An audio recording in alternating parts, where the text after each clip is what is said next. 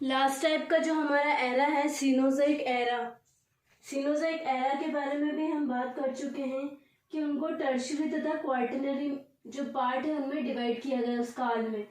तो स्टूडेंट जो टर्शियरी जो पीरियड है उसके हम 5 जो एपॉक है वो उसके बारे में पढ़ चुके हैं, जिसमें कि पैलियोसीन, इयोसीन, ओलिगोसीन, मायोसीन तथा प्लियोसीन, ये सब इनके बारे में इनकी जो भौगोलिक परिस्थितियाँ तथा इनका जो लाइफ है यानी कि इनका जो जीवन उनके बारे में पढ़ चुके हैं। अब हम बात करेंगे जो लास्ट टाइप का जो हमारा जो एपॉक है, जो पीरियड है लास्ट टाइप का, वो है क्वार्टरनरी पीरियड, जो कि सीनोज़ोइक एरा का पीरियड है स्टूडेंट, जिसको चतुर्कल्पी कहते हैं। स्टूडेंट, इसकी जो अवधि है, इस युग का जो प्रारंभ है वो 1 मिलियन वर्ष पूर्व हुआ था, और इसकी जो अवधि थी वो भी कितनी थी, 1 मिलियन ईयर अगो थी, यानी कि वर्ष थी। अगर उनकी भौगोलिक परिस्थितियों की स्टूडेंट अगर हम बात करें, यानी कि जो जियोग्राफिकल जो कंडीशंस है अगर उनकी बात करें, तो इस युग में, इस एपॉक में यूरोप, अमेरिका, दक्षिणी ध्रुव, हिमालय का अधिकांश जो भाग था वो ढका हुआ था, और बर्फ के पिघलने से समुद्र की सतह जो थी वो ऊपर की ओर उठती चली। और वहीं क्या हम देख सकते हैं कि बर्फ के दाब यानी कि आइस के प्रेशर से दबी यूरोप और अमेरिका की जो अर्थ थी, जो भूमि थी, वो भी ऊपर उठ गई, और इसी प्रकार बर्फ के पिघलने से उत्तरी अमेरिका, स्विट्जरलैंड, इटली तथा इंग्लैंड में बड़ी बड़ी झीलों का निर्माण हुआ, यानी कि लेक का निर्माण हुआ। इसमें अगर सबसे पहले अगर हम प्लेस्टोसीन के एपॉक की अगर हम बात करें क्वार्टरनरी में, तो स्टूडेंट इसमें क्या हुआ कि एप लाइक जो जीव थे, जो एनिमल्स थे, एप लाइक जो जीव थे, जो कि ह्यूमंस के एंसेस्टर थे, यानी कि उनके पूर्वज थे, वो क्या करते थे, पत्थर के औजार बनाने लगे थे। जो एप्स थे वो क्या कर रहे थे, पत्थर के औजार बनाने लगे थे, जिसने कि क्या किया कि जो आदि मानव जो था, यानी कि जो प्री एंसेस्टर था ह्यूमन का, उसने क्या किया कि स्टोन एज यानी कि पाषाण सभ्यता को जन्म दिया। और इसी युग में क्या हुआ कि हाथी, घोड़े, भेड़िया, बैल, टाइगर, ये सब विकसित हुए, और जो आदिमानव था यानी कि जो एंसेस्टर था ह्यूमन का, वो पूरे एशिया और यूरोप में फैल गया। हालांकि जो प्लास्टोसीन जो एपॉक था उसमें नो डाउट बहुत सारे जो ऑर्गेनिजम्स थे, जो प्राणी थे, वो विलुप्त हो गए थे, यानी कि एक्सटिंक्ट हो गए थे, लेकिन जो ह्यूमन जो स्पीशीज थी, उनके जो एंसेस्टर थे, वो अपनी श्रेष्ठता के कारण जीवित रह सके। देन हम बात करते हैं लास्ट, इसका जो सेकंड जो एपॉक है, होलोसीन एपॉक, जिसे कि रिसेंट एपॉक कहते हैं। यह सीनोज़ोइक एरा का जो क्वार्टरनरी पीरियड है, उसमें भी जो होलोसीन जो एपॉक है वो रिसेंट एपॉक है। इस एपॉक की जो शुरुआत हुई थी वो 10,000 वर्ष पूर्व हुई थी। इसमें क्या हुआ था कि ग्लेशियर के समापन के साथ साथ ह्यूमन एज यानी कि मानव युग, ह्यूमन एपॉक की शुरुआत हुई। स्टूडेंट, नॉर्मली इसे न्यू एपॉक भी कहा जाता है। 10,000 पहले इसकी शुरुआत हुई थी। इसमें क्या हुआ था कि सिविलाइजेशन हुआ था मैंस का, ह्यूमंस का, यानी कि इसमें क्या हुआ कि बहुत ज्यादा जो मैंस थी उनमें बहुत ज्यादा, यानी कि जो ह्यूमंस थे उनमें बहुत ज्यादा डाइवर्सिटी, यानी कि उनकी बायोडाइवर्सिटी में बहुत ज्यादा विकास हुआ, यानी कि उनका जो निरंतर उद्भव हुआ। स्टूडेंट, इस महाकल्प में क्या था, इस एक में जैसा कि हम देख चुके हैं कि जो मानव था उसका विकास हुआ, यानी कि जो मानव अपने विकास के चरम शिखर पे थे, और इस युग में मनुष्य की प्रधानता, यानी कि ह्यूमन की प्रधानता उसके शरीर के आकार व शारीरिक बल के कारण नहीं, बल्कि उनकी बुद्धि के कारण, यानी कि उनकी इंटेलिजेंस है। और इसी युग में मनुष्य ने इसी इंटेलिजेंस यानी कि बुद्धि के बेस पर जानवरों को पालना तथा खेती करना सीखा। ये तो थे जियोलॉजिकल टाइम स्केल के एरास, उनके पीरियड्स और एपॉक के बारे में। अब हम बात करेंगे imperfection of geological records. Student, normally हम देखते हैं कि फॉसिल्स यानी कि जीवाश्म द्वारा हम विभिन्न प्राणियों के भूवैज्ञानिक विवरण यानी कि जियोलॉजिकल डिस्ट्रीब्यूशन का विवरण देख सकते हैं, प्रदर्शित कर सकते हैं। इसके अलावा जीवाश्मों की आयु का पता लगा करके, यानी कि जीवाश्म की जो आयु है उनको डिटरमाइन करके और उन्हें जीवाश्म के रूप में स्थापित कर सकते हैं। और इससे नॉर्मली हम क्या कर सकते हैं कि एक जीवाश्म की आयु का पता लगा करके उसको दूसरे जीवाश्म यानी कि फॉसिल के साथ कंपेयर कर सकते हैं, और हम ये पता लगा सकते हैं कि उस काल में पाए जाने वाले कौन कौन से जो जीव रहे होंगे, ऐसे हम फॉसिल्स में पता कर सकते हैं। नॉर्मली स्टूडेंट हम देख सकते हैं कि यदि हम फॉसिल्स के बेस पर यानी कि जीवाश्म के आधार पर विकास की प्रक्रिया को समझाना चाहे तो इसमें क्या होता है कि बहुत सारी त्रुटियां रह जाती है, यानी कि एरर्स रह जाते हैं, कई रिक्त स्थान रह जाते हैं, क्योंकि क्या होता है कि या तो ऑर्गेनिजम्स के फॉसिल्स या तो बन नहीं पाते या फिर उनको प्राप्त करना मुश्किल हो जाता है। तो इसे क्या कहेंगे हम, जीवाश्म अभिलेखों की पूर्णता यानी कि इम्परफेक्शन ऑफ फॉसिल्स।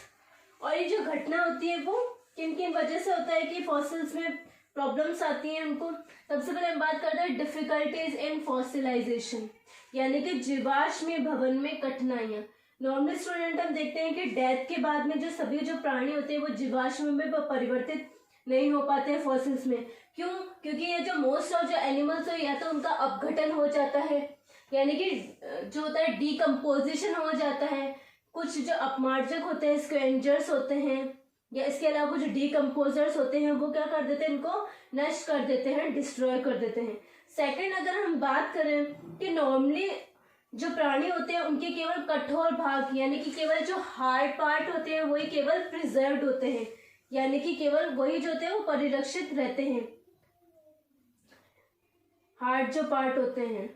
लेकिन इनमें क्या होता है कि नॉर्मली जो होता है वो जो हार्ड पार्ट होते हैं, कठोर संरचना होती है वो कम ही पाई जाती है और उनका फॉसिलाइजेशन नहीं हो पाता है इस वजह से। देन अगर हम बात करें तो इसमें क्या होता है कि पृथ्वी के इतिहास के सभी काल जो थे यानी कि जितने भी जो एरास थे, पीरियड्स थे, उनमें फॉसिलाइजेशन के लिए क्या थी, फेवरेबल कंडीशंस नहीं थी यानी कि अनुकूल अवस्थाएं नहीं थी, इसलिए उनका फॉसिलाइजेशन नहीं हो पाया था। देन सेकंड हम बात करते हैं डिस्ट्रक्शन ऑफ फॉसिल्स यानी कि जीवाश्मों का विनाश। कई जो एनिमल्स थे उनमें क्या होता है कि वो फॉसिल तो उनका बन गया था लेकिन वो कई कारणों से नष्ट भी हो गए थे जीवाश्म। इनके कौन कौन से कारक थे, सबसे पहले हम बात करें कि पृथ्वी की अधिक गहराई में बनने वाले जो फॉसिल्स तथा अधिक चट्टानों के जमाव के कारण और अधिक प्रेशर की वजह से वो नष्ट हो गए थे, यानी कि उनके ऊपर प्रेशर बहुत ज्यादा पड़ा था जिसकी वजह से वो नष्ट हो गए थे। देन हम बात करते हैं वोल्केनिक एक्टिविटीज यानी कि ज्वालामुखी क्रियाएं, जैसे कि भूकंप, इनके फटने या पृथ्वी में होने वाले उथल पुथल के कारण, नदियों के बहाव के कारण क्या हुआ था कि जो फॉसिल्स थे वो नष्ट हो जाते हैं, यानी कि जो जीवाश्म है वो नष्ट हो जाते हैं। देन हम बात करते हैं कि जीवों व पादपों यानी कि प्लांट्स तथा ऑर्गेनिजम्स के डेड जो बॉडी जो मृत शरीर होती है वो अनेक केमिकल, फिजिकल तथा मैकेनिकल जो होती है उनके द्वारा, उन क्रियाविधियों के द्वारा सड़ गल कर समय समय पर नष्ट हो जाते हैं, लेकिन भौतिक, रासायनिक तथा यांत्रिक द्वारा। और जिसकी वजह से जो एनिमल्स में, चाहे हम प्लांट्स की बात करें चाहे एनिमल्स की बात करें, उनका फॉसिलाइजेशन नहीं हो पाता।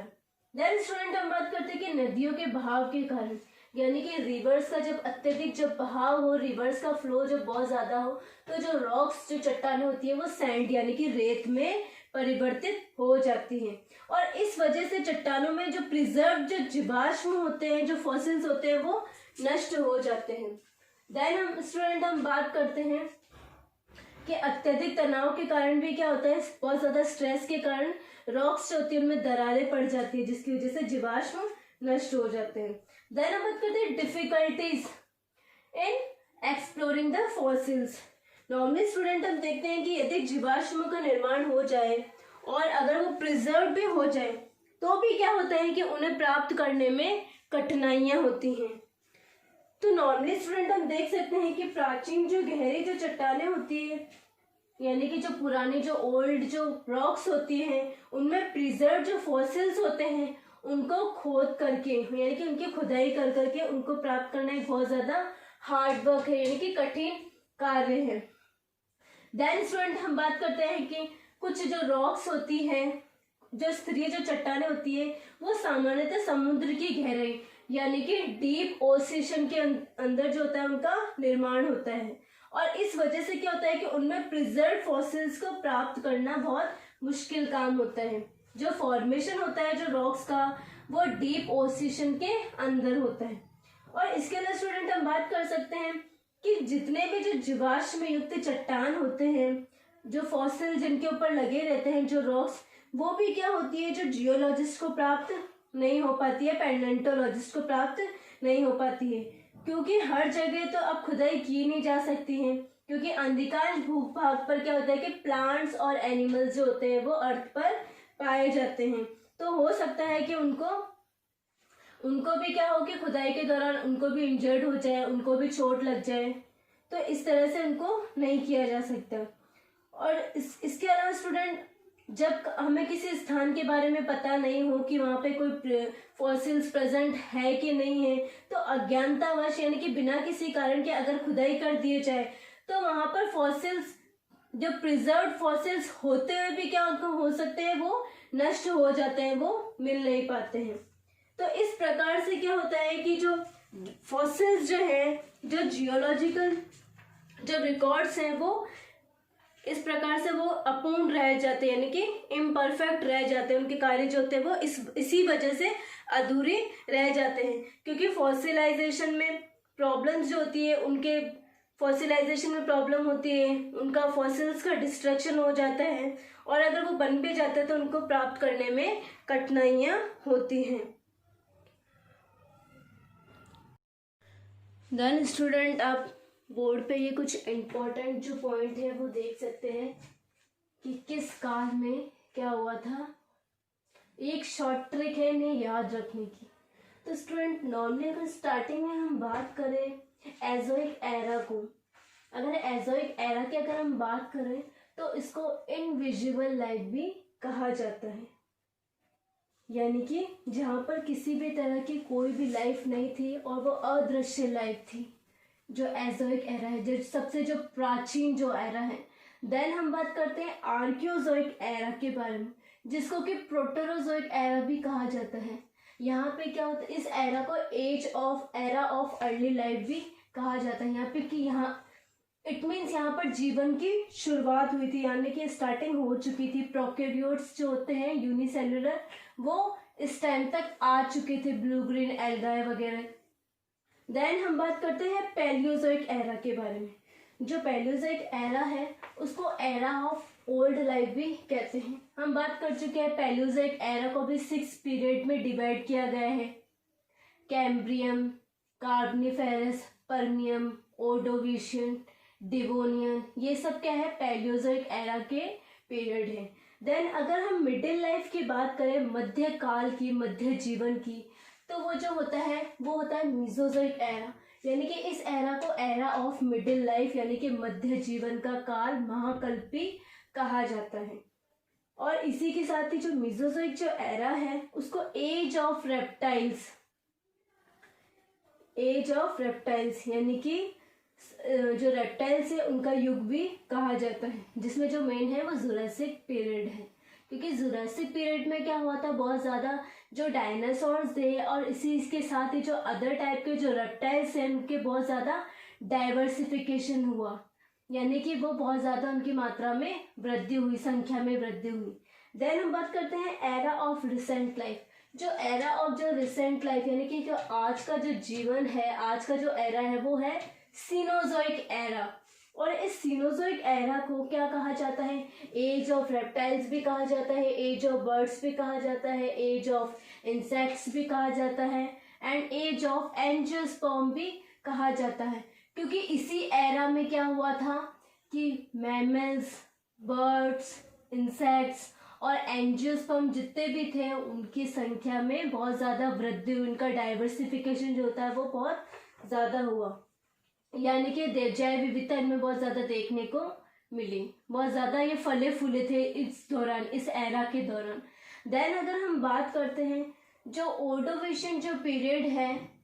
उसे एज ऑफ इनवर्टिब्रेट्स भी कहा जाता है, जिनमें कि जो अकशेरुकी जितने भी थे, प्रोटोजोन से लेकर के आर्थ्रोपोड, मोलस्क, इकाइनोडर्म्स, उन सब का क्या हुआ, बहुत ज़्यादा उनकी संख्या में वृद्धि हुई इसी पीरियड के अंदर, ओर्डोविशियन काल के अंदर इन्वर्टिब्रेट्स, तो इसे एज ऑफ इन्वर्टिब्रेट्स भी कहा जाता है। देन एज ऑफ फिशेस, जो एज ऑफ जो फिशेस है यानी कि स्तनियों का जो युग है वो कहलाता है डिवोनियन पीरियड यानी कि डिवोनियन काल,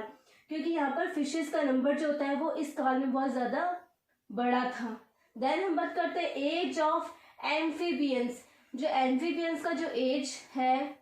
यानी कि जो काल है वो कार्बोनिफेरस पीरियड कहलाता है, क्योंकि इस काल में क्या होता है कि जो एम्फीबियंस का जो बहुत ज्यादा उनकी संख्या में वृद्धि हुई थी,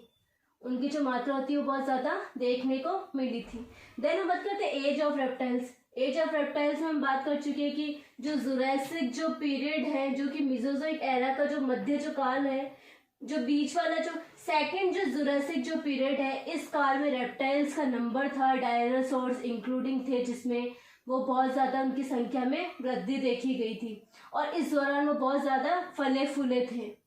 देन हम बात करते हैं प्लीस्टोसीन। जो प्लीस्टोसीन है क्वार्टरनरी पीरियड का जो फर्स्ट जो एपॉक है उसको एज ऑफ आइस भी कहा जाता है। और लास्ट में हम बात करेंगे एज ऑफ मैन यानी कि ह्यूमन का युग यानी कि काल जो है वो होलोसीन एपॉक कहलाता है। यानी कि इस एपॉक में क्या हुआ था, होलोसीन में जो मनुष्य था उनका नंबर जो होता है वो बहुत ज्यादा बड़ा था, उनकी संख्या में अत्यधिक वृद्धि हुई थी।